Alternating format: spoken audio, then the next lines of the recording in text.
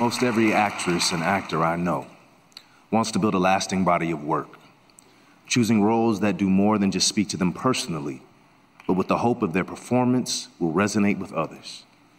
The 5 women nominated Best Supporting Actress have done just that.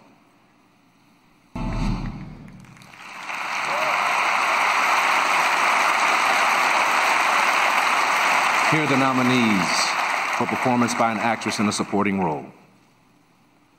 Kathy Bates, Richard Jewell. Laura Dern, Marriage Story. Scarlett Johansson, Jojo Rabbit. Florence Pugh, Little Women. Margot Robbie, Bombshell.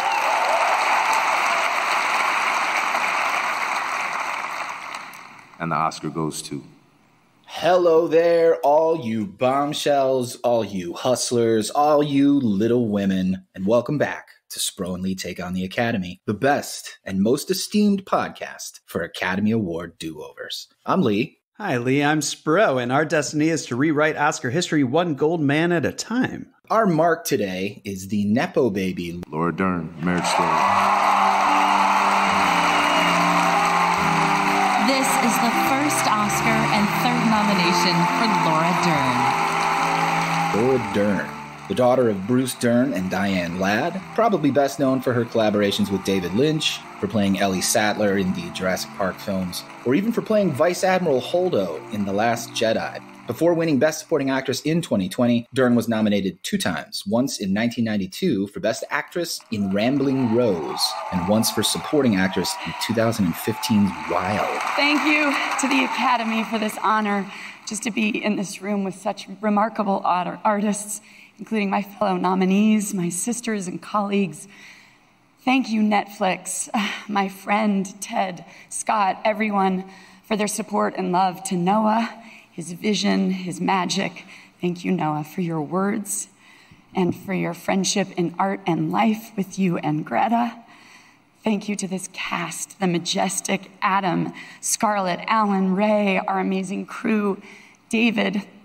Noah wrote a movie about love and about breaching divisions in the name and in the honor of family and home, and hopefully for all of us in the name of our planet.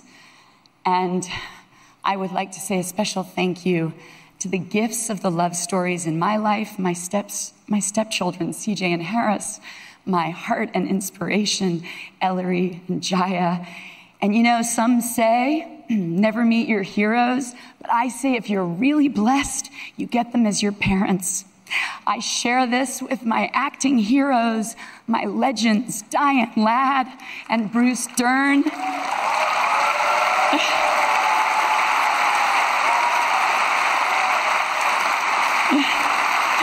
You got game. I love you. Thank you all for this gift. This is the best birthday present ever. I love you. I love my friends. You lift me up every day. Thank you. And you know what? Make Love to Me Gently with Negan's baseball bat wrapped in a barbed wire, but I really liked her as Vice Admiral Holdo in The Last Jedi. And I will always have a special place in my heart for her as Ellie Sattler in the Jurassic Park films. Read that correctly? Jurassic Park films. While I enjoyed the fact they all tried to come back in the last one to save Colin Trevorrow from himself, I did not appreciate it. I think I watched the first 4 minutes of the first Jurassic World. And when they immediately cut to the Jurassic Park music, but it was playing over the amusement park, I was like, I'm done. What you missed was they were like, you know what's old and unexciting is real dinosaurs. So we're going to create one. And I was like, you're saying dinosaurs are boring? Dinosaurs are like the coolest things on the face of the earth in history. I was going to say they're not currently on the face of this earth. I did play the Lego Jurassic World games and had a fun time. Spro, I'm curious if you would like to share a take on the whole Nepo baby discussion. Maybe burn some bridges before you've even built them. Are you talking? Do you want me to jump right in with an Oscar fun fact? That wasn't my intention. I was just trying to have a preliminary discussion, but you know. Oh, fuck yeah. I'm going to do an Oscar fun fact. Okay. Brought to you by Odd Dog Coffee. For some of us, coffee is more than just a pick-me-up. For some of us, coffee is as important as who should have won Best Actor 2022. We take our coffee seriously. We're passionate, eccentric, and a little odd. And for us, there's Odd Dog. Odd Dog Coffee is a mobile cafe and coffee retailer from Cleveland, Ohio. They offer committed coffee drinkers a reimagined version of flavored coffee. They promise you a high-quality roast profiled to create a solid bean. When they flavor their beans, they don't spray them down with cheap, stale chemicals. No, they use fresh ingredients like cacao nibs, cayenne pepper, and cinnamon sticks. What you experience is a balanced bean combined with a touch of spice to create a uniquely delicious cup of coffee you can drink every day. Head over to odddogcoffee.com, where you can choose from 3 original roasts, cardamom and clove spike, the good boy blend of just the beans, and finally, my favorite, cinnamon, cayenne, and cacao. And if you're in the Cleveland area, check out their online menu at odddogcoffee.com and visit them at the Walter Stinson Community Park in University Heights, Ohio. Like film nerds, Odd Dog is at home with its dedication, comfortable in its uniqueness, cozily familiar, yet distinctly odd. The movies we watch are too special to be normal, and the coffee you drink is too precious to be anything but Odd Dog. I will always be amazed at how, for lack of a better word, clueless the younger generations are than us. Let me rephrase that already. I will always be amazed at how public the younger generations will make their cluelessness due to the lack of awareness of how social media works and how they feel that every thought-feeling meal should be shared with the world. The subject of nepo-babyism, which, holy shit, Microsoft Word is not flagging that. That's a word? Is that a word? All right, here we go. The subject of nepo-babyism swept the internet because one person tweeted in February. A Canadian tech support worker named Miriam Daraji brought the idea of nepo babies into the public conversation. Like many Zoomers, Daraji watched Euphoria and absorbed everything about it online. She wasn't a particular fan of Maud Apatow's character. She tweeted, her acting wasn't bad, but it wasn't anything special. And when she discovered both of the actress's parents had Wikipedia entries of their own, she fired off a tweet. I just found out that the actress that plays Lexi is a nepotism baby. OMG. Her mom is Leslie Mann and her dad is a movie director. LOL. Her tweet received more than 4,000 likes, but the more important figure was the 2,500 plus quote tweets, mostly from millennials and Gen Xers, incredulous that someone had got into Judd Apatow through Maud Apatow. Or maybe the fact that they go, sub-director, when it was actually Judd Apatow. Like, know who he is, please. Nepo baby isn't a new term, but it's now the term. And nepotism isn't a new thing. But why are we hating it so much now? First, what is nepotism? Nepotism is defined as the practice among those with power or influence of favoring relatives, friends, or associates, especially by giving them jobs. This is everywhere. It's in every industry. I mean, down home in Cleveland, one could argue that Cleveland's growth has been stagnant because our last mayor of like 4 terms, Mayor Jackson, only practiced nepotism in his hiring practices. That goes straight to the White House of politics, where we had George H.W. Bush as our 41st president, and then his son, George W. Bush, as our 43rd president, and even almost got Jeb Bush as our 45th. Please clap. Do you remember when he said? Oh, yeah. I think the next president needs to be a lot quieter, but send a signal that we're prepared to act in the national security interests of this country, to get back in the business of creating a more peaceful world. Please clap. Hollywood is rife with nepotism. In fact, the mere motto of how to get ahead in the business is simply, it's who you know. And everyone knows you have to know someone who knows someone who knows someone who knows someone. But what does this mean? Who you know determines whether or not you make it in a field of skill and artistry, not whether or not you're good at your craft or a master at creation. That's exactly what it means.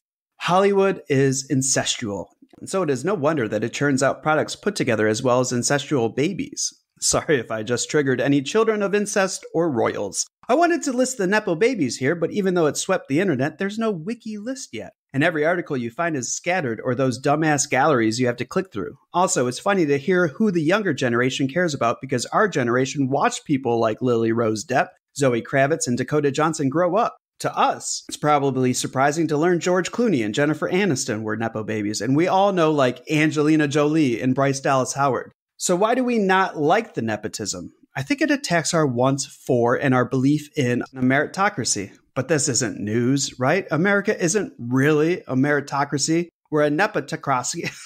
drowning under generational wealth. Trickle-down economics, a 100-year-old practice and theory rewritten to be Reaganomics in the 1980s, has very clearly never worked. Poor people are poorer, the middle class is shrinking, and the rich have pulled so far ahead, we can't even see them anymore. And as movie theaters close and Netflix stock tumbles, it is obvious that the product of family-friendly Hollywood is also suffering. Absolute power corrupts absolutely. People in control don't like giving it up. What you hate about your politicians, you must also not like about your current most powerful producers/movie makers. But in Hollywood's defense, and yes, I'm actually defending Hollywood, sometimes they give rich folk funds to outsiders. Just recently, I thought I knew someone was a Nepo baby only to learn they weren't. And I'm talking about you, Damien Chazelle.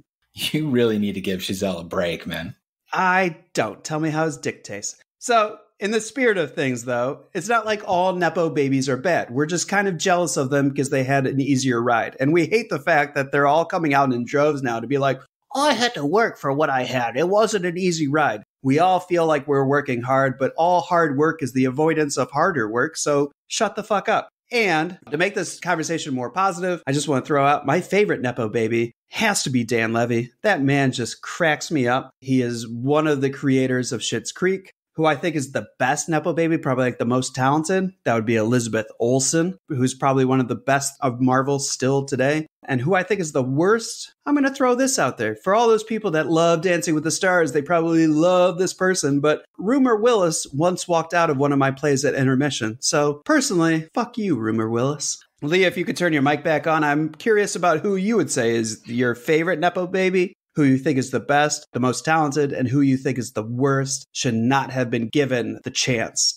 My favorite is probably Maya Hawke. Physically, she's just a cute mix of her two parents. And looking at her makes me think back to when Ethan and Uma were kids. I hope she does great things. She's going to be in Asteroid City, Wes Anderson's new movie this year. So the best is John David Washington. I've only seen 3 of his films, but he is fire in all of them. And I might add that his father is also the best of the Nepo baby sires, if that makes sense. The worst, easy. It's Paris Hilton. Complete trash bag of a human being. I wouldn't waste my piss on her if she was thirsty or on fire. I was thinking about like the Kardashians, but I was like, I mean, they don't act, they don't do anything. So, but Paris Hilton was in House of Wax, so I get where you're going there. All right, Spro, since you chose this award, you didn't choose it. You suggested this one. I agreed. But since you did, why don't you start by sharing your feelings on Ms. Laura Dern's performance as Nora Fanshawe and her eventual Oscar win? What performance?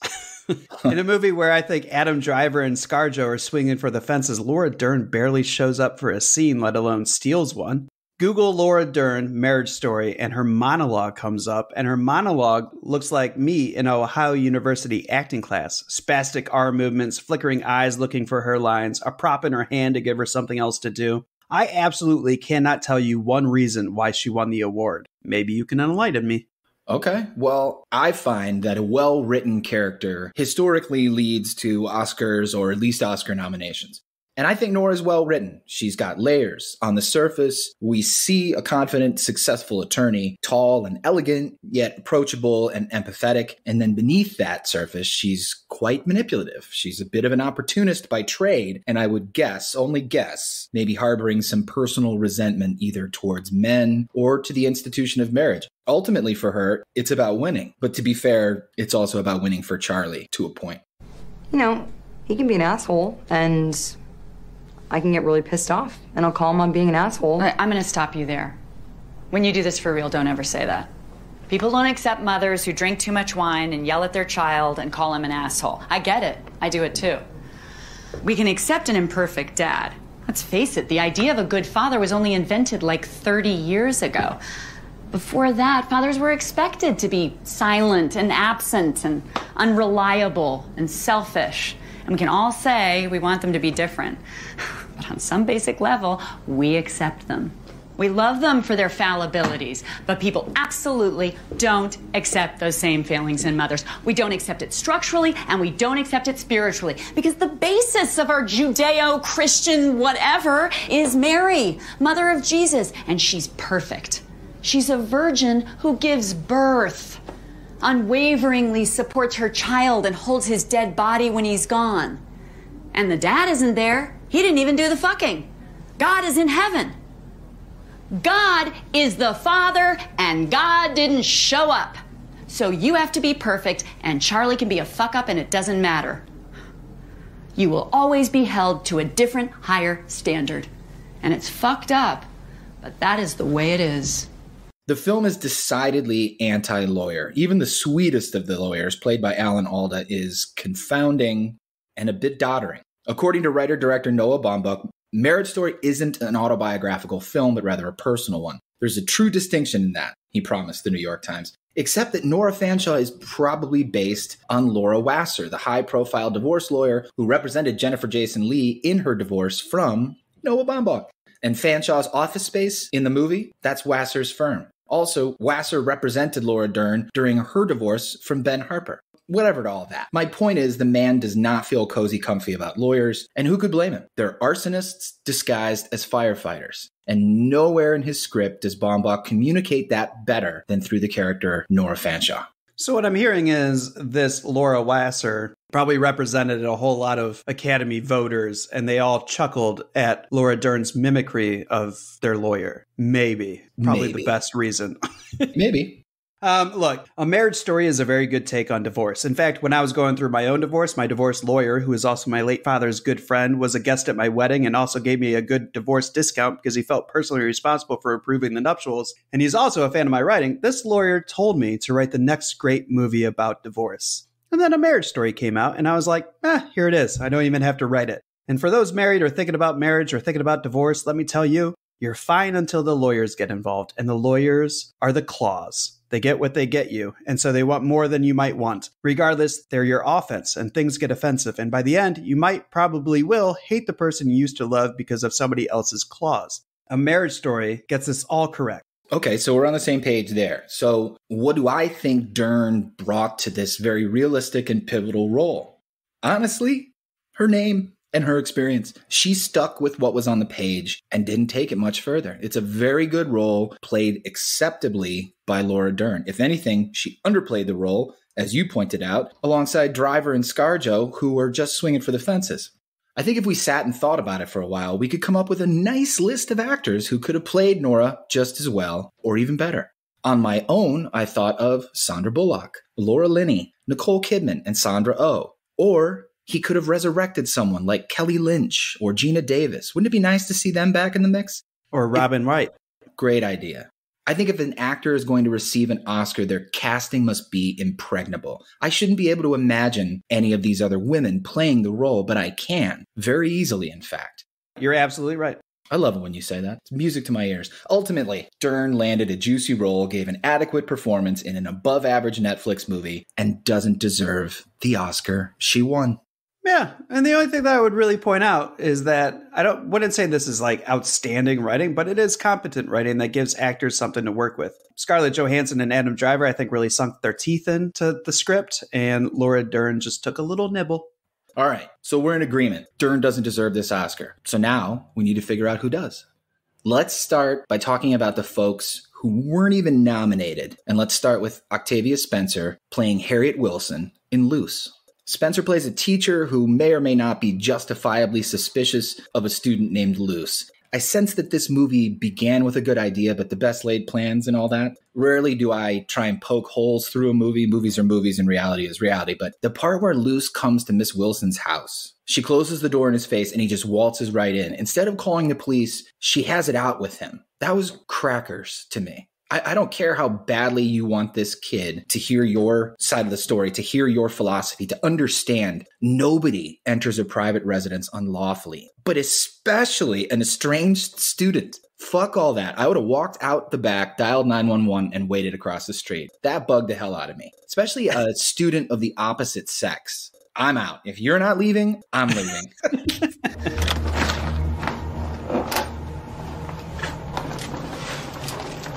You gotta be joking. Deshaun and I got the team to chip in for flowers. Deshaun? What? Nothing.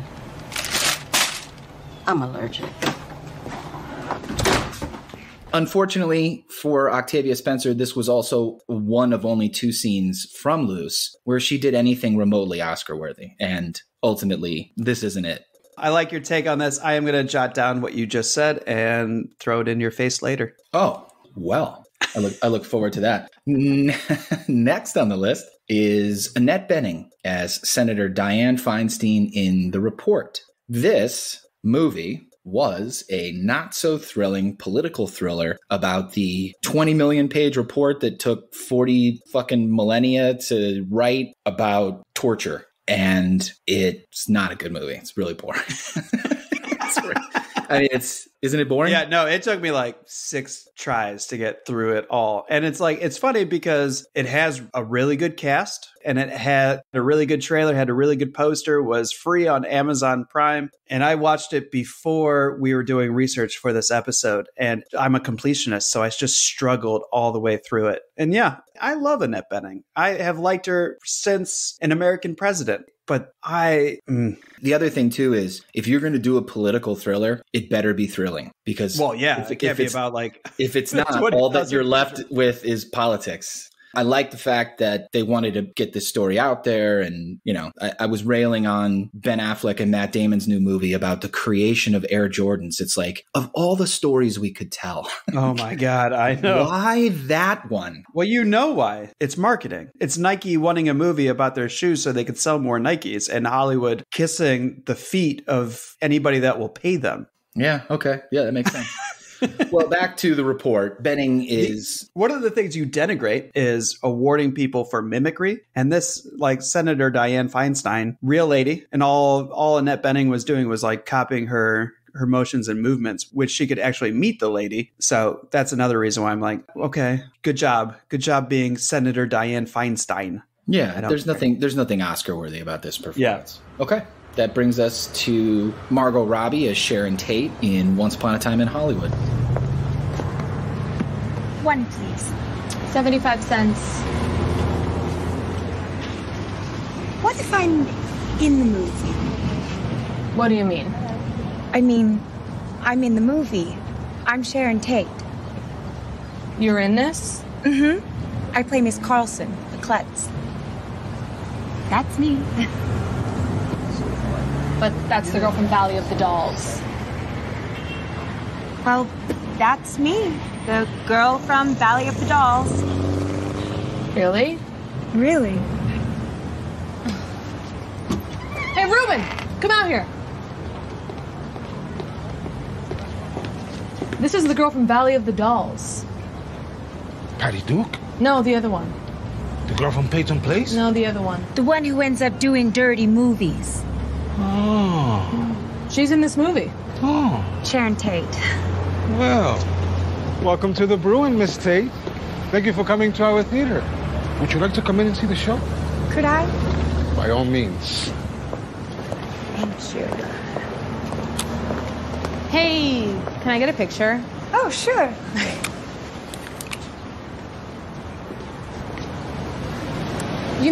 Why don't you stand over by the poster so people will know who you are? Okay. Could you? Is this the first Quentin Tarantino movie that we are talking about on this show? No. What did we talk about? What did we talk about? I don't know. Oh, maybe like officially? Like you didn't just randomly pull it out of your ass course, so you could talk about it? That's what I mean. Okay. Yes. Then yes, I think this is our first. I think Robbie does a fine job with what she has. There isn't much there. There's that very famous, I don't know how famous it is. There's that clip from Cannes where after the film premiered, during the press conference, somebody asks like something to the effect of like, don't you feel like this is a man's movie? And that, basically trying to take Tarantino to task for the fact that he didn't give Robbie enough to do. And he said something like, no, I don't. And I reject your hypothesis. But, I mean, it's kind of true. I mean, there's not much for her to do. She's in it a decent amount, but she doesn't do a whole lot. I will say I think she gives Tate a very gratifying tribute. And I think everyone would agree that Tarantino gives Tate that storybook ending she didn't get. But Robbie moves in and out of this movie like a soft breeze. So not Oscar material. I like that. she's just kind of there. And really, when you watch her and you watch how she moves, you're watching Sharon Tate, or like your nostalgia for Sharon Tate and your hope that Sharon Tate would have survived and everything like that. Margot just had to show up and be like, I'm Sharon Tate, for all of us movie cinephiles and everything to be like, oh my gosh, yes, thank you. And to say like she didn't have a whole lot to work with. Yeah, Dakota Fanning, she had even less screen time. But I'll always remember how she looked and how she acted and how she delivered her lines in this movie because it was haunting. Margot Robbie had the most screen time. She wasn't the most memorable supporting actress in this movie. Okay, let's move on. Just moving along at a good clip here. I like it. But I think we're going to actually have to hit the brakes on this next one. This is... I would love to. Jennifer Lopez as Ramona in Hustlers. There's a lot of folks who thought this year J-Lo got snubbed and should have received an Oscar nomination. Spro is not one of those people. Nope. I'm going to say this again a couple times today, I think. So here's time number one. This is a case of an actress giving her best. In my opinion, Lopez is more than memorable as Ramona, as this charismatic Pied Piper of lawless strippers. I was always most impressed, actually, anytime Lopez was on screen with Constance Wu. Their dynamic just crackles, and their chemistry really carries the film.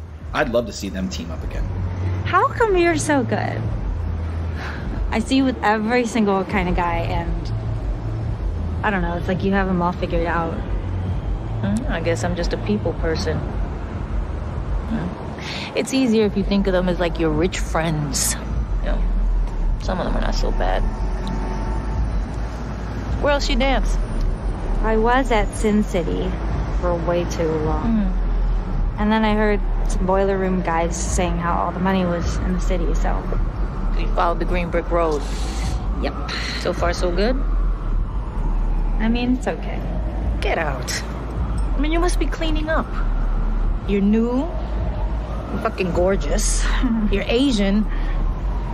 It's like a triple threat. I'm not that good. A couple things before I begin what I was going to say. One, man, did I think Jennifer Lopez was going to have a more versatile career after she did The Cell. And now I kind of want to rewatch The Cell because I remember how much I liked it and how much it creeped me out. The other thing that I want to say before I say what I'm going to say is, I don't know if you or anybody out there went to go see it, but Marry Me with Owen Wilson was a fucking treat.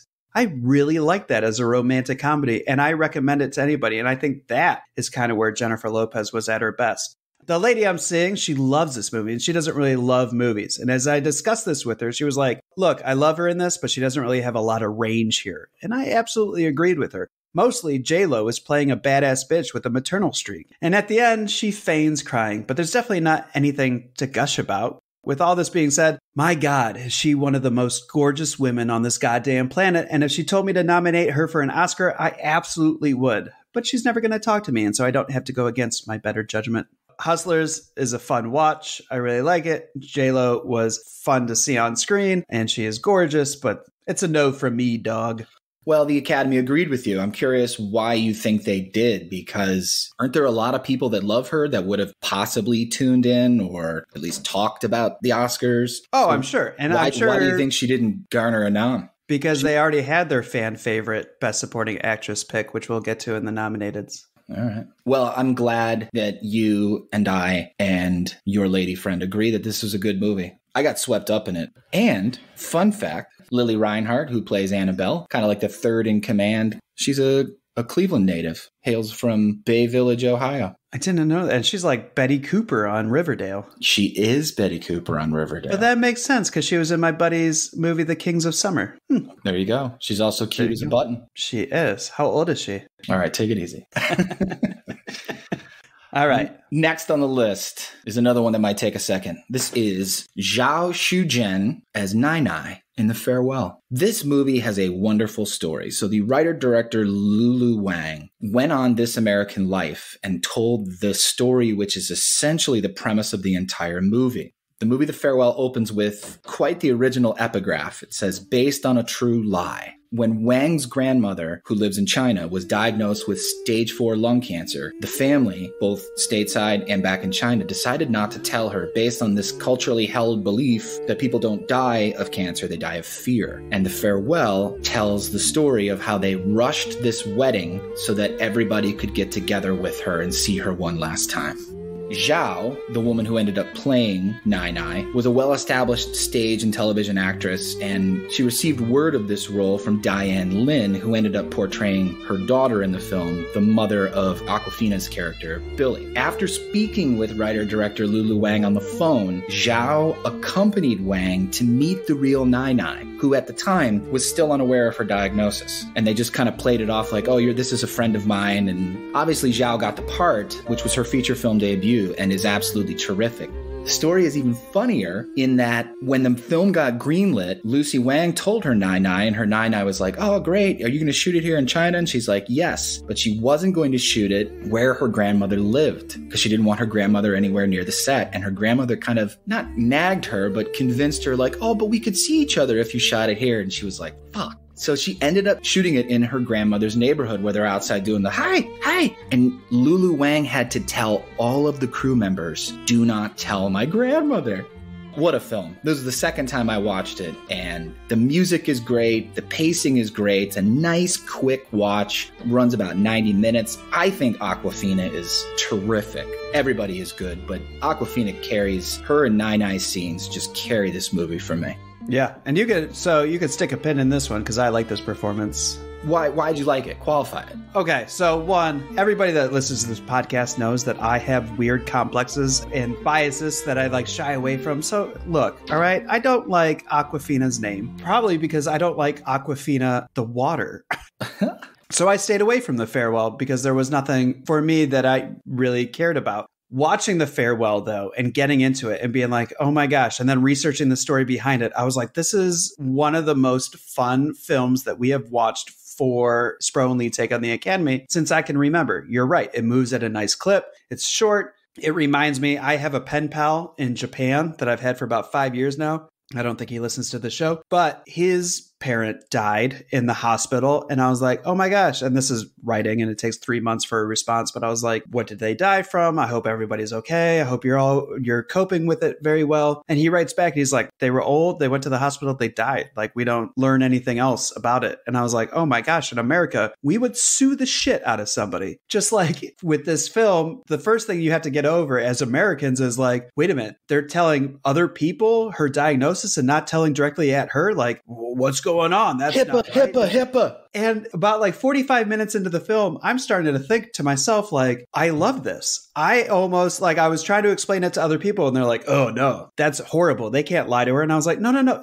To me, it completely makes sense. I don't want to know that I'm dying if all my family wants to get together and make sure that my passage is as good as possible. And here's where my belief and love in this performance comes from. Her portrayal of Awkwafina's grandma, literally by like an hour in, she's your grandma too. There is a very long scene where she's walking with her father and her father's like, we're not telling her. You're not going to tell her. And she's just responding the same way, like, yep, we're not telling her. Okay, we're not telling her. And you're like, okay, this is setting up. Obviously, she's going to tell her. But as you're going along, you're like, oh, I hope she doesn't tell her. I wanted that grandma to have like the greatest end of days as possible. I think there's been a lot of performances, a lot of old people performances that we've seen on the show because they were awarded because they were in the industry throughout their entire lives. And then they were just awarding them at the end of life. And with this one, I think this is one of the best elderly performances I have seen on film. But I just want to see more of it. So far, we're not liking anything except Zhao in The Farewell? Yes. You don't want to second guess J-Lo in Hustlers, maybe? I will probably watch Hustlers before anything else, but not for the Academy Awards. Next on the list, Ana de Armas as Marta Cabrera in Knives Out. You're up there, buddy. I didn't know Ana de Armas before this. No one did. Well, I think I knew her as Ben Affleck's girlfriend. And afterwards, I thought it was cute that she got the part because she was Ben Affleck's girlfriend. Actually, they were not romantically linked until after the movie came out when they were working on Adrian Lynn's Deep Water. So pop goes your theory there. Well, it's funny how the mind works. What came first? So you're right. I didn't know who she was. I actually think she was probably cast, and this is just pure conjecture, because Hollywood was trying to make her happen. And Rian Johnson either had to or chose to play ball. There's nothing extraordinary about this role or about her performance. It's the ensemble that really makes this movie work. Yeah, well, obviously the casting was what was going to draw people to the theater. She is rather adorable, though, isn't she? Oh, yeah. When she dies, quote unquote, in Blade Runner 2049, I was crushed. But I couldn't watch her in Blonde. I could not watch her be defiled. It's like diesel fumes in a rose garden. I turned it off. So I didn't like Blonde. Blonde was very artistically put together, very stylized, but in the same instance, it felt like artificial style, I would say. It wasn't like David Lynch creating something new on the screen. It was like, I don't know, it just felt art student-y to me. So I was sad, though, because Ana de Armas, I think, played a pretty comparable Marilyn Monroe. I never noticed how much I did not like Marilyn Monroe's voice until watching that movie. Well, and that was the weird thing, too, because I was like, I don't necessarily know if she was always on, which was how Ana de Armas was playing her, right? Like, it seemed like she was always Marilyn, even when she was sitting on a couch. And I'm pretty sure she was not always the voicey girl with the quotable quotes. Ana de Armas in Knives Out, she's sort of like a damsel in distress. And she is Snow White. I mean, she is as pure as the driven snow. It's kind of really a boring character, if you ask me. Yeah, well, and she's an okay actress. I won't see anything because she's in it, but she definitely does her job. Yeah. I saw a sneak peek of Knives Out and still don't understand why it resonated so much with audience, because I found it utterly predictable. The Chris Evans portion of it you found utterly predictable. Well, like the whole suicide or you predicted that she thought she switched it but didn't? Yes. You are capping your ass off at me right now. I am not. Because I took like a mini 5-minute nap. So this is the same thing that happened with Sixth Sense. I predicted Sixth Sense. Why? I missed the opening scene. And for whatever reason, the opening scene... Which makes no sense at all. Correct. But for whatever reason, because I missed the opening scene of him getting shot. And as we're going through the thing, I was like, oh, he's probably a dead person. So the thing that probably should have alerted me to him maybe being dead because you see him get shot, I missed and yet somehow was able to predict. I took a mini nap in Knives Out and woke up and was like, I bet this is what's going on. So I don't know. It's like those math problems that you get back in school where they're saying too many words. Just focus on what you need to figure out. I sleep through the too many words and I focus on what you got to figure out. Oh my God. Or I'm a genius. If you say so. All right. Next on the list is an actress named Zazie Beetz. There are two possible roles. Let's start with her role in Joker, where she plays Sophie Dumont. The only performance from this movie worth talking about won its award. Agreed, but I love Zazie Beetz, and if she's listening, our people are currently talking, so if you want to tell Paul or Ormond or Daryl or Hero, like you totally want to do a bank robbery film, like holla at your boy, because I'd love to fall in love with you. Just throwing that out there. That's going to creep her out more than likely. All right. Oh my God. What are you doing in here? You're in the wrong apartment. I really need you to leave.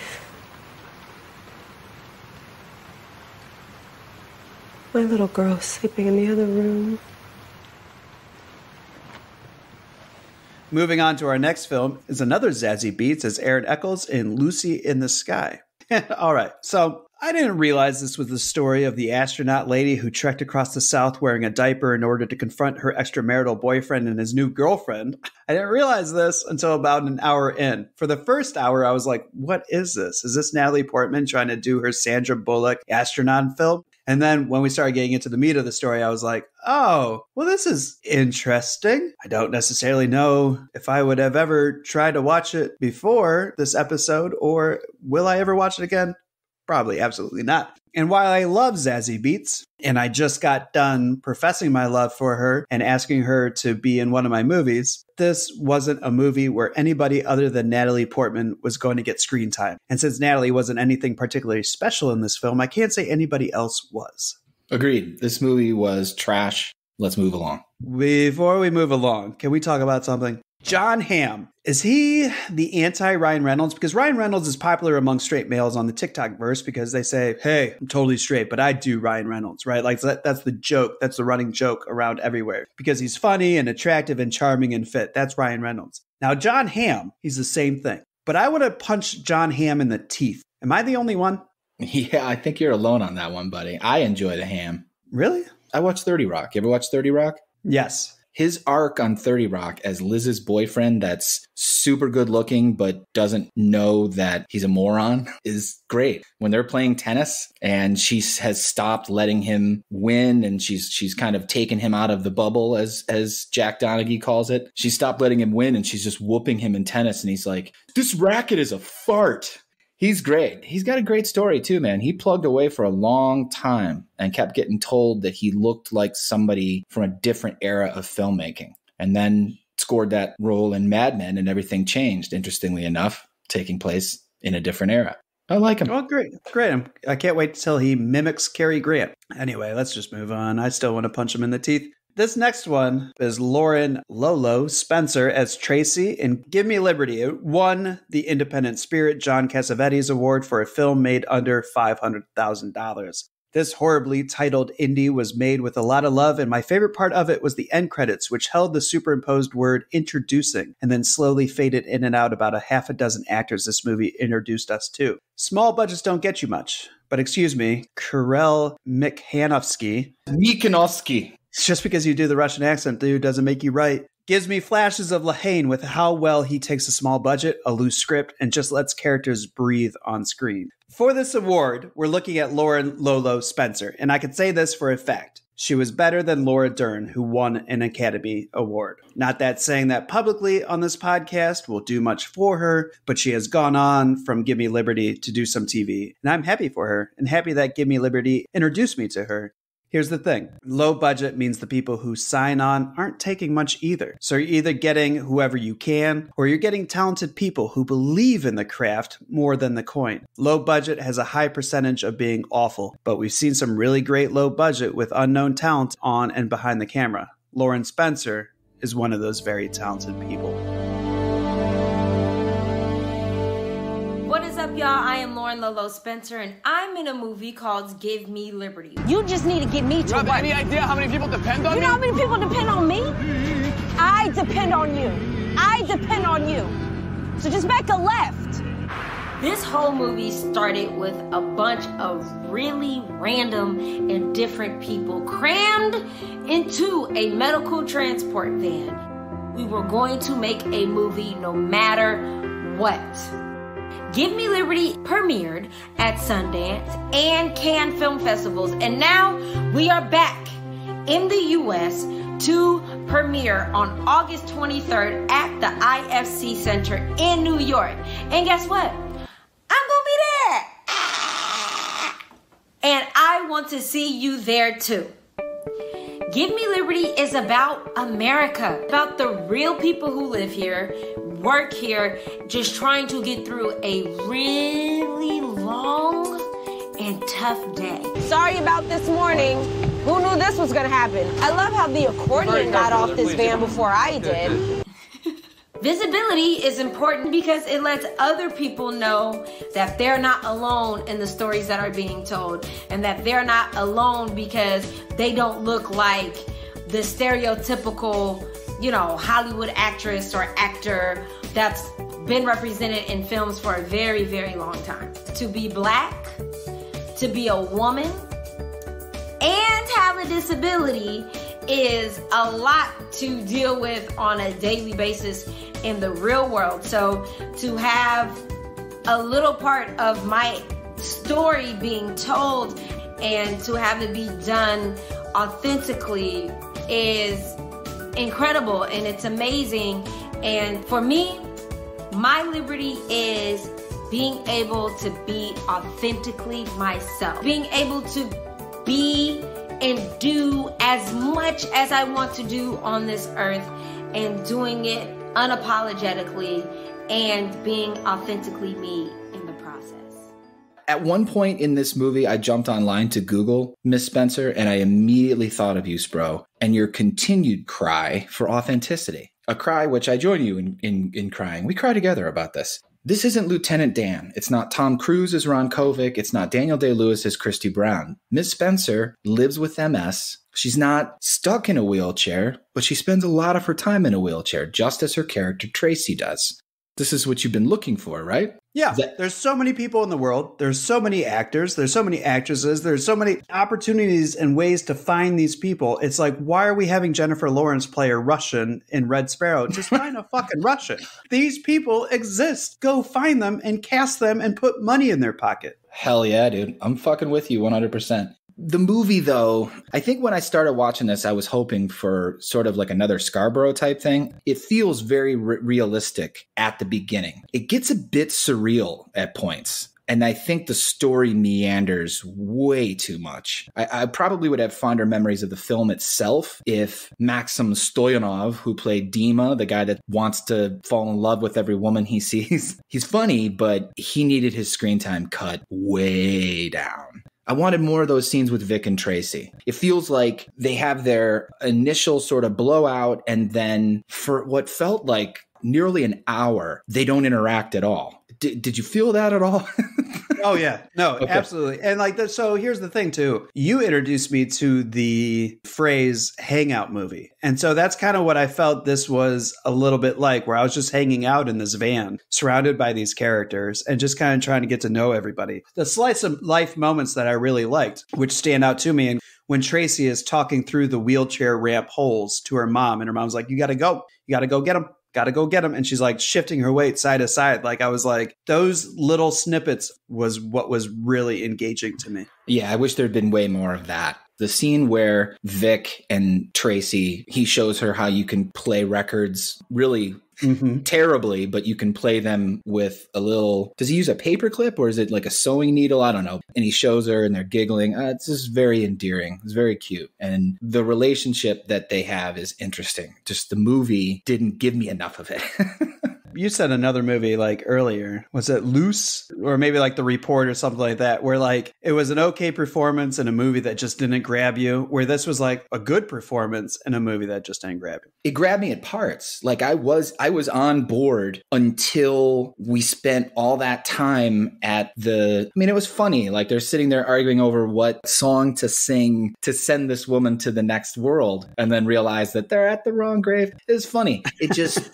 Somebody needed to be over the director's shoulder being like, you need to get to this. Really dragged. Yeah. So, from a writing standpoint, like the tactics were not elevating, not crescendoing. You know, like it was just this guy on the radio being like, bring the van back. What are you doing? Where are you going? And I was like, come on, like raise the stakes a little bit. It was like 30 minutes of just straight, like, I don't know what you're doing, but you better. I was like, well, this guy probably lost his job already. Like, right. So I'll probably never watch it again, but I would love to see Lauren Spencer everywhere. All right. We got one film left to talk about before the nominated performances, and we have to talk about this film. We're talking about Taylor Russell as Emily in the movie Waves. That night, and I saw him following her, and I had that sick feeling in my stomach. I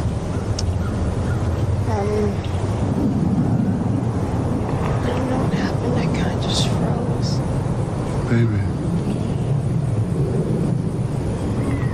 It's just so crazy, because if I just would have gotten up, you know, if I just would have gotten up, then I would have went up to him and stopped him, and she would still be here. So it just, yeah, it is. No, it's not. No, you can't. Because I was there, I could have done something, and you didn't do this. Your brother did it. I chose not to do anything. No, I don't know why I did that. This is not your fault. It is. It's not. I hate him so much. I hate him so much. What he did is evil, Dad. He's evil. He's a monster. I understand. He's a monster for doing that to her. You're angry. You have every right to be. Hear me? But your brother, he's not a monster. He's not evil. He's just a human being. How the fuck was this movie so overlooked? This is the quintessential example of nepotism fucking up meritocracy, because I did not know this movie existed, and we could do a whole episode on how many nominations this movie got fucked out of. But we're here to talk about Taylor Russell. Not it. You start.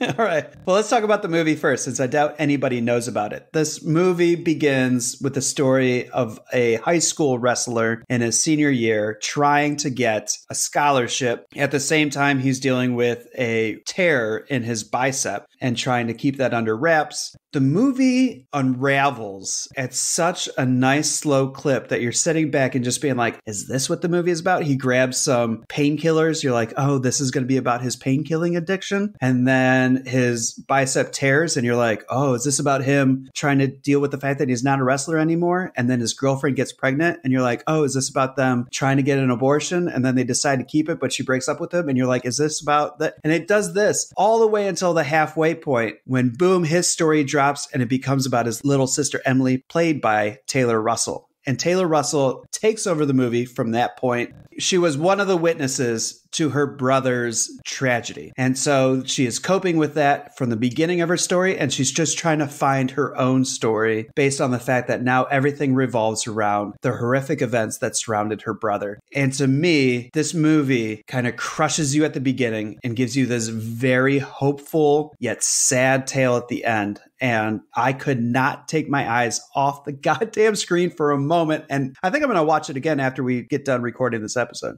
We got some disagreements under our belt and more to come, but wow, such a challenging movie. So beautiful, so well acted. Like you pointed out, this unique structure that I feel like it really sets films apart. And you said that the first half unfolds at a good slow clip. I didn't feel like it was a good slow clip at all. I felt like they got right down to business, showing you how this kid is starting to fall apart. Yes and no. But in the same instance, they took their time. They had the scenes with him and Sterling K. Brown, who plays his father, working out together. Even in the shots, oh my gosh, the shots in this film, even the beginning where they's twirling around in the car and then they revisit that shot for his little sister, driving out to the Keys or whatever. I was absolutely floored by the visuals. The cinematography is so artful, full of motifs, feels realistic as hell, and just these lasting images. I took a screenshot of them him and his girlfriend making out in the water, and she has those orange fingernails and the storm is happening behind them. I took a screenshot and sent it to my lady friend. I was like, just look at this. Yeah, the way you put it too is wonderful. The first half of the movie is no less dazzling visually, but tonally I was like, no, I have to do another hour of this. I was like, they were going to follow him to prison, and then it just flips on you. I would say it's pretty close to perfect. My only beef with this movie is the ending felt unresolved, which is fine. I like unresolved, but the final shot of Emily riding her bike felt too unresolved. I imagined after helping her boyfriend mend his relationship with his father that she would head off to the prison where her brother was. She wasn't riding her goddamn bike there, that's for sure, but maybe the idea was knocking around in her head. Anyway, Taylor Russell is tremendous. And director Trey Edward Schultz, the only other movie that I've seen of his is It Comes at Night. And you could not have two more impressive low-budget films. This guy has made a fan for life in me. What has he got coming up next? So his next film is going to star The Weeknd, Jenna Ortega, and your boy Barry Keoghan. It's going to be based on an original idea from The Weeknd. And I look forward to seeing that shit in the theater. I wish I'd seen Waves in the theater. I did see It Comes at Night in the theater. And I remember at the end of it, there were these youths in the theater and they wanted one thing and the movie did not give it to them. Have you ever seen that movie? Yes. They very desperately wanted monsters to show up and they don't. And when it was over, this one kid was like, fucking stupid. I mean, I could have fucking hit him over the goddamn head with my shoe. I was so you fucking asshole. Keep it to your goddamn self. Fucking kids, man. Anyway, Waves, it's free, hopefully still on Tubi. Check it out. You won't be disappointed, especially if you love film.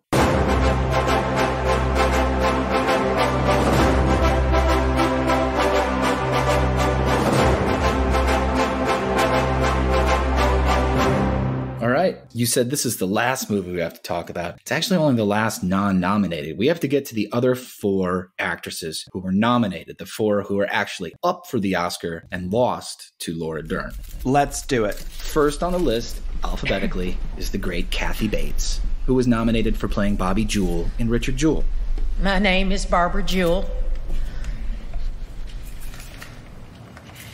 Approximately 4 weeks ago, over 100 people were injured and 2 people lost their lives as a result of the bombing. My heart goes out to these victims and their families. I am so very drained. I do not think any of you can even begin to imagine what our lives are like.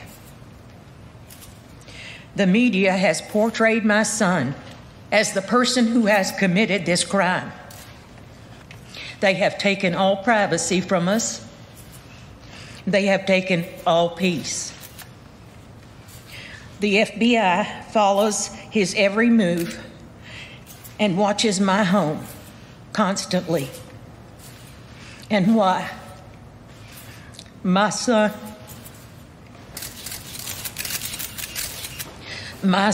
is innocent. Mr. President, please clear my son's name. I have other performances that I would like to talk about, so I'll be as brief as possible. No. I like this movie a lot. Bates is good. Bates is always good. She should have more than one Oscar on her mantle, but her performance as this doting and emotional mother isn't good enough to garner an Oscar. Well, how many times have we seen Kathy Bates play this role? Like, this is like one of those where she could just like roll out of bed and play this role. I don't see it as too much of a stretch for her. Do you think it deserved a nomination? Yes, I do.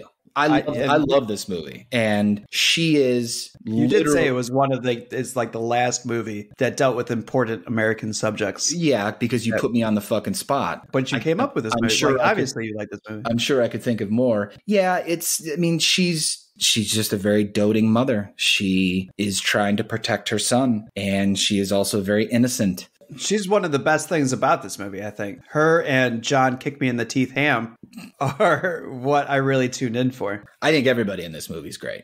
Paul Walter Hauser as Richard Jewell is wonderful. I think Sam Rockwell is great. I think Olivia Wilde as that scumbag reporter is good. I think everybody in this movie is great. Clint Eastwood mostly makes good movies. And I would keep Kathy Bates' nomination. Cool. But let's move on. Okay. Because we're not talking about nominations, really. We're talking about who should have won it over Laura Dern, right? Right, but I imagine you're going to... Oh, yeah, I'm coming for somebody. Imagine you're going to do your thing when we take nominations away and give it to people that deserve them. Next up is the woman who stood up to Disney in a court of law and won. Actually, I don't know if I went to court, but she definitely punked out Disney like a bunch of bitches. Black Widow herself, ScarJo, for her portrayal of Rosie Betzler in Jojo Rabbit. How was your day, Johannes? Oh, you know, just wandered around being a deformed kid with nothing to live for. Oh, you're not deformed. My face looks like a goddamn street map, woman. I wouldn't expect you to understand. If my father were here, he'd get it. Well, he's not. I know. And instead, I'm stuck with you. You want your dad, eh? Yeah, I do. Yeah? Yeah. Yeah? Yeah. Yeah? Yeah! Fine.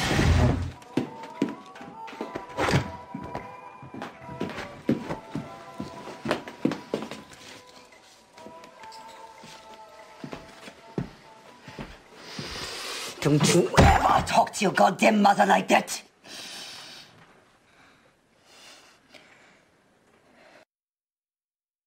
Director Taika Waititi stated that his film is a love letter to moms and that Rosie Belzer is the only grounded character in the film. This is probably ScarJo's finest performance. The only problem with that is I can't figure out what her second best performance would be. I would say Marriage Story.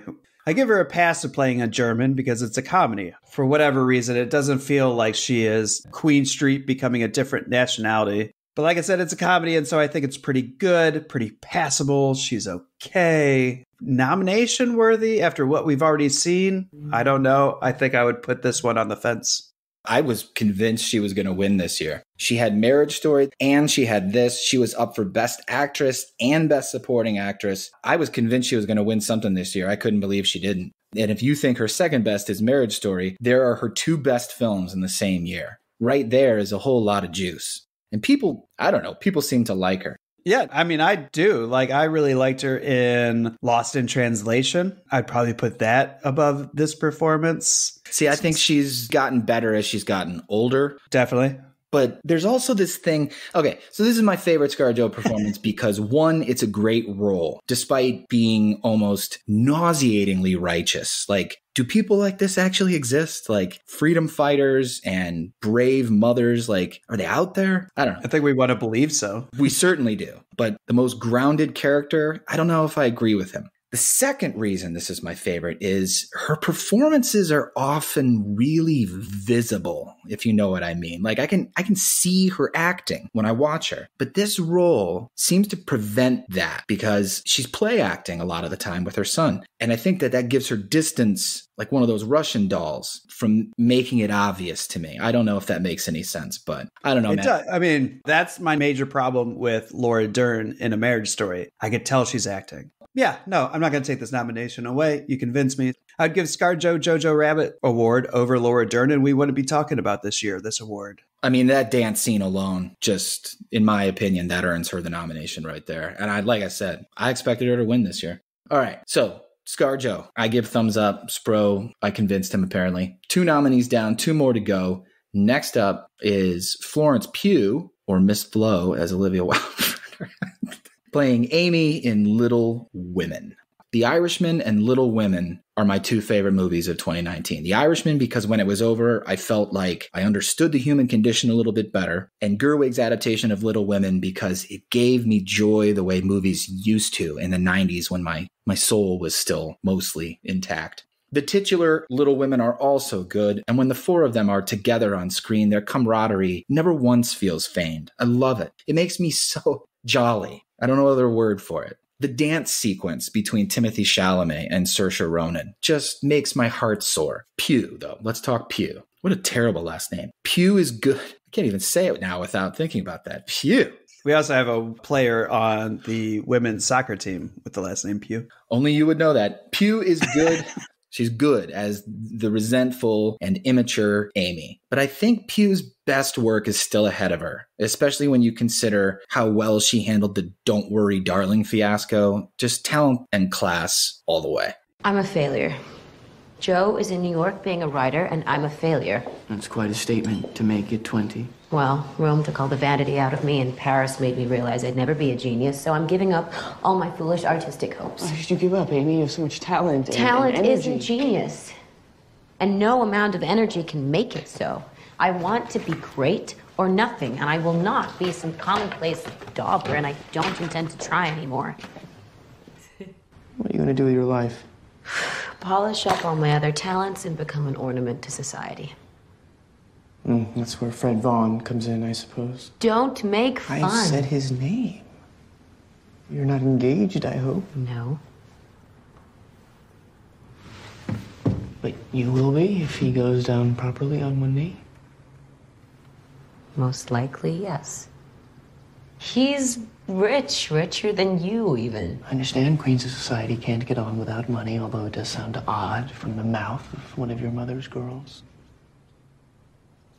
I've always known I would marry rich. Why should I be ashamed of that? There's nothing to be ashamed of, as long as you love him. Well, I believe we have some power over who we love. It isn't something that just happens to a person. I think the poets might disagree. Well, I'm not a poet. I'm just a woman. And as a woman, there's no way for me to make my own money. Not enough to earn a living or to support my family. And if I had my own money, which I don't, that money would belong to my husband the moment we got married. And if we had children, they would be his, not mine. They would be his property. So don't sit there and tell me that marriage isn't an economic proposition, because it is. It may not be for you, but it most certainly is for me. Yes. Look, I give you a lot of shit. More so for the movies you don't like than the ones you do, but you loved this movie so much that I avoided it. Not just because you loved it, it was a remake of a book I didn't really give a shit about. It starred young Timothée Chalamet, who is so beloved by females they gushed when he wore a red dress to some event, and I'm here to tell you, yes, good for him for being brave, but the dress looked like shit on him. Let's be honest. If you're going to be a dude who wears a dress, make sure the dress looks good on you. Like at the 72nd Academy Awards when Matt Stone and Trey Parker dropped acid and then dressed up like Gwyneth Paltrow and Jennifer Lopez. Sort of what you're talking about. Sad fact, that was 23 years ago. Yet. But back to Little Women. I liked it. If Irishman and Little Women were your two favorite films this year, we have little in common in our taste of 2019 films. But this was good, as were all the performances in it. I dare say, let's not stop with Pew. Who else do you think could have gotten a nom in this? Well, I mean, Saoirse deserved her nomination. I didn't watch the Oscars this year because you hadn't proposed this podcast to me yet. I was out on the Oscars. But if I had been watching, I would have been pulling for Saoirse. Interestingly, our woman of the hour, Laura Dern, is also in this movie, playing the matriarch of the Marsh family. But I think as far as the veteran actors are concerned, Meryl Streep and Chris Cooper are the standouts. Meryl Streep is so curmudgeonly in this movie. It's wonderful. She plays the old aunt who never married and somehow came into money and just bosses these girls around and they put up with her. She's such a bitch. It's great. And Chris Cooper, his role and his relationship with Beth, both before and after she passes, and his scenes with her and with Joe, just wonderful. I would say that's it. I mean, I would have been fine with a Timothée Chalamet nomination. This is probably my favorite thing I've seen him in. Joe Lewis is like, dude, bro. Yeah. No. Boring. I will say, I think I liked Laura Dern better in this movie than I did in A Marriage Story. And getting it all back down to Florence Pugh, the thing that I like about her the most is how strong she is. Just all the way through. I hope that Marvel gives her more of a role to play because I think she's one of the best castings they have done female-wise for their whole universe. She has a voice, too, that makes her sound wise beyond her years. Gerwig's a good filmmaker, man. I'm excited as hell for Barbie. I am not, but I will agree Greta's a good filmmaker. I'm going to read all of her scripts this year because of you. Her and Shane Black. All right. The final nominee for Best Supporting Actress 2020 is Margot Robbie, who already came up once today. But this time she was nominated for playing Kayla, I want to say Popsicle, but it's Pospisil.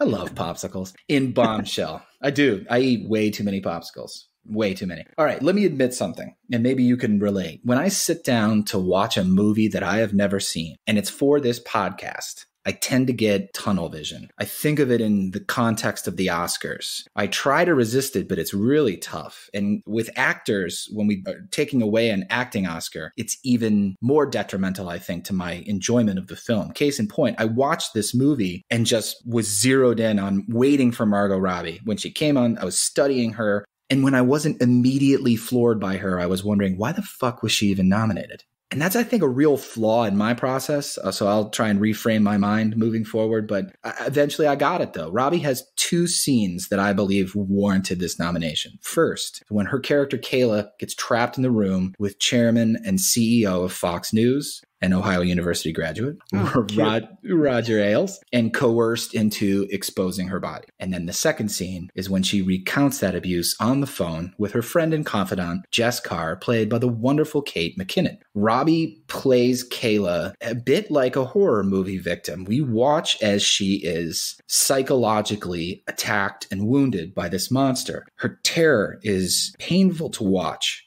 But then we get to see something that the horror movies rarely, if ever, show us. We see the lasting effects of her encounter with this monster begin to manifest. The trauma threatens her relationships, her job, and her mental health. I think this is one of Robbie's best, and I think that she is typically quite good. Kayla. What happened? I did it. I did it. I gave in to him. Kayla, I'm so sorry. He kept talking. He just kept talking. He kept saying, "Good girl. That's a good girl. Be a good soldier. Earn your place." Fuck. He didn't even unbuckle. He couldn't get it.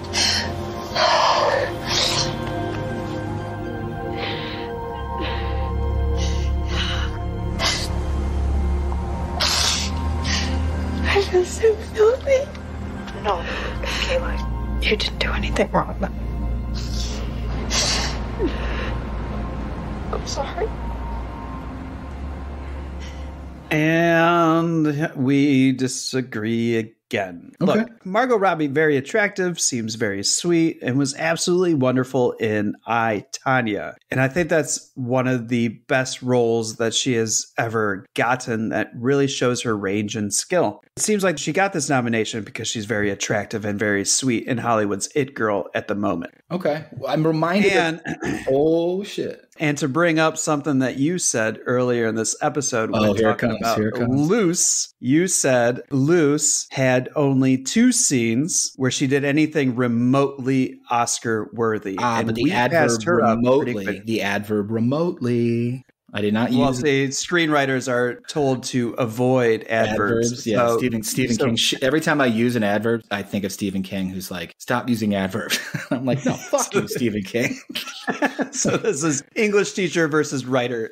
Tell me what this adverb This means. is the last good book that Stephen King wrote. Anyway, I remember once upon a time. Let's be real. Once upon a time.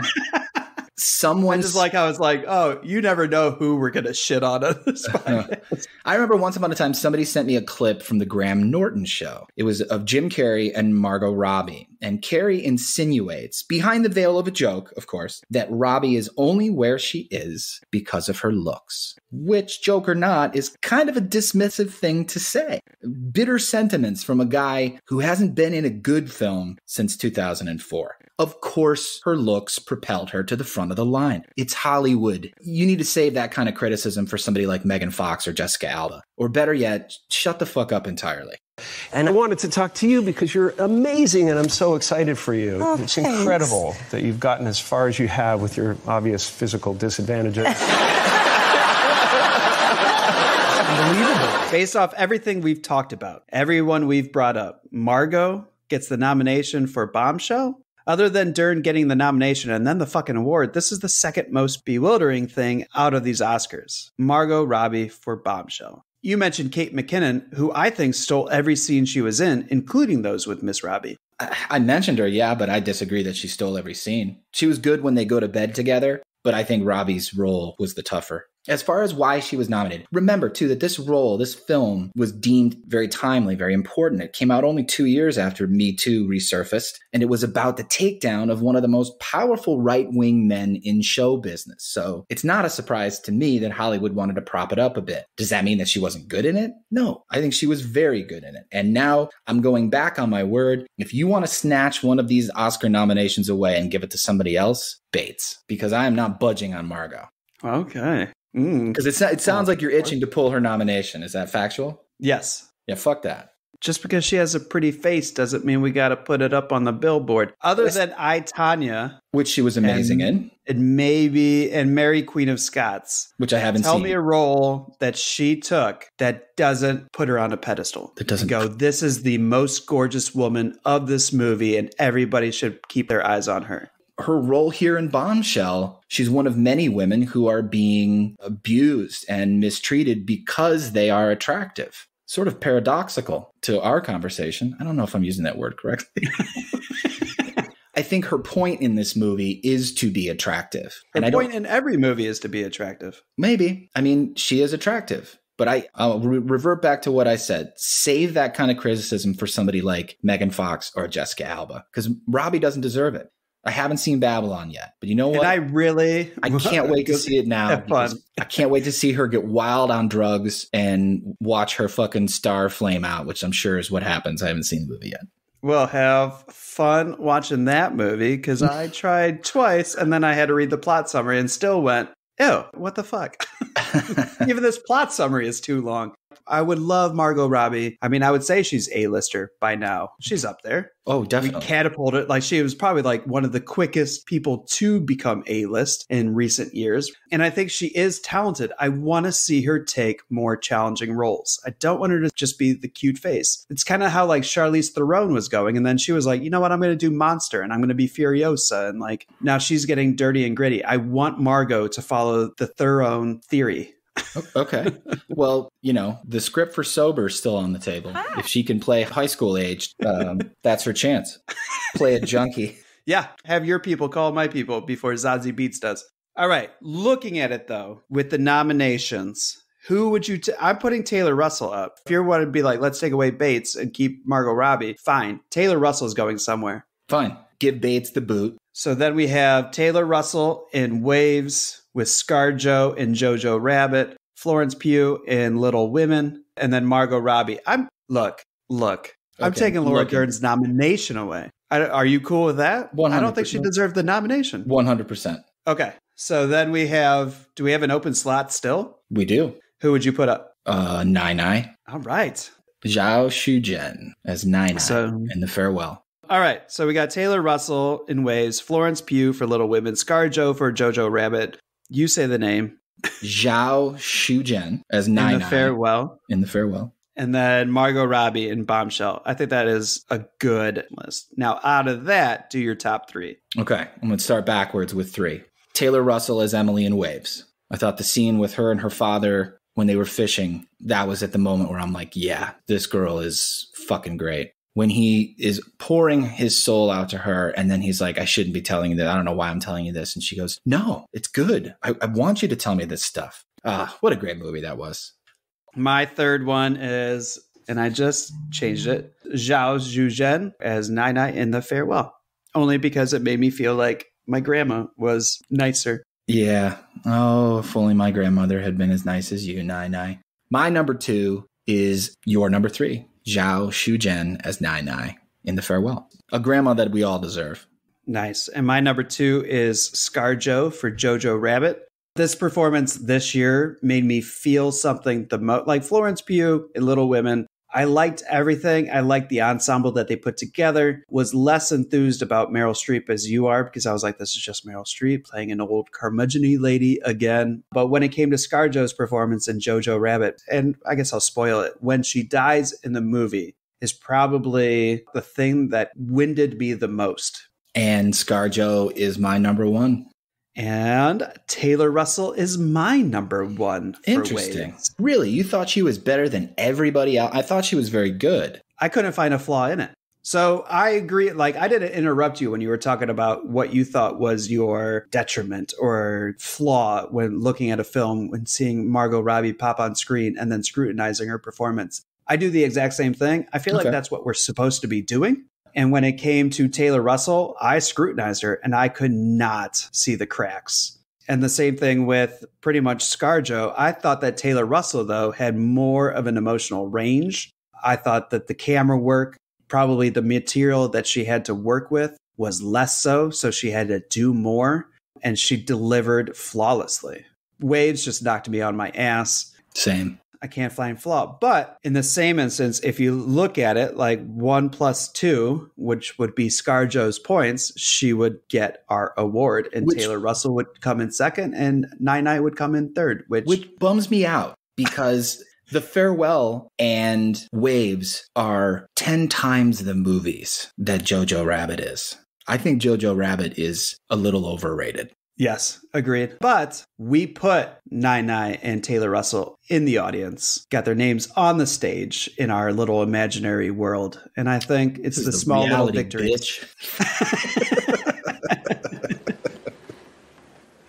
Sorry, kid. Jojo. I know you miss me, but I'm out there trying to make a difference in the world. And while I'm gone, I need you to take care of my Rosie. Can you do that? Yes, Dad. Thanks. She's doing what she can. Ah, gosh. We made a good kid, huh? Damn, that's good. It reminds me of dancing with Rosie in the red salon. You remember, honey? Of course I do, babe.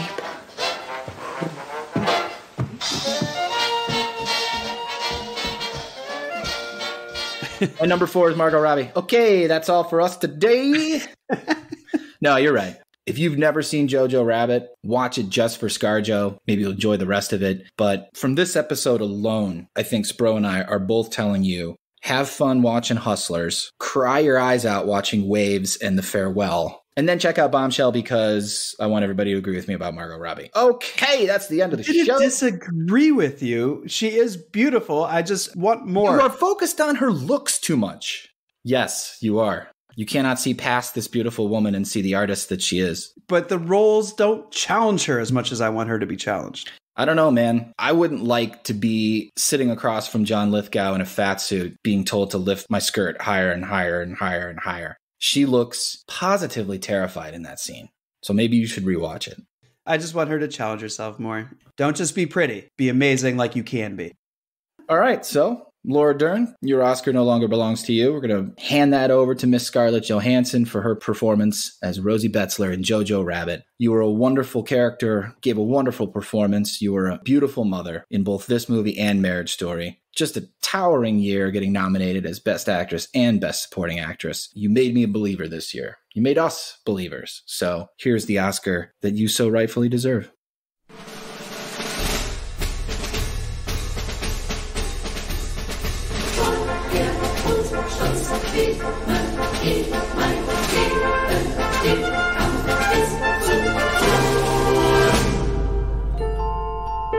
Well, that's it, Spro. You got anything to add? Scarlett Johansson's father was an architect, and her mother was, her grandfather was an art historian, screenwriter, and film director. So she might have been a Nepo baby. You know what? I didn't say this at the beginning. I don't give a fuck about Nepo babies. I really don't. I don't. You know what pissed me off, though? When Tom Hanks was called on it, and he said something to the effect of, "This is a family business." It's like, what? Yeah, Tom Hanks is saying some dumb shit. That's the thing, though, about the Nepo babies, and I'm glad you say that, like, you don't give a fuck, and I kind of do. But in the same instance, I only really do when they try to say that they didn't benefit at all from it. And I remember back in the day, there was a roast, I think, of Kiefer Sutherland or somebody that Kiefer Sutherland was at, and they're like, Kiefer Sutherland said he was homeless growing up, and it must be pretty fucking hard to be homeless in your daddy's Mercedes outside of your daddy's mansion. It does help when your people are famous to get a foot in Hollywood, so don't pretend like it fucking doesn't. Remember that show where he jumped into a Christmas tree? All right, this is a very long episode. Thank you for sticking with us. Stephen King. Thank you for sticking with us, everyone, for, if you did, the four of you that maybe stuck to the end. And we'll be back again in 2 weeks. Until then, I'm Lee. I'm Spro. And we hope to see you sitting front row when the envelopes are read.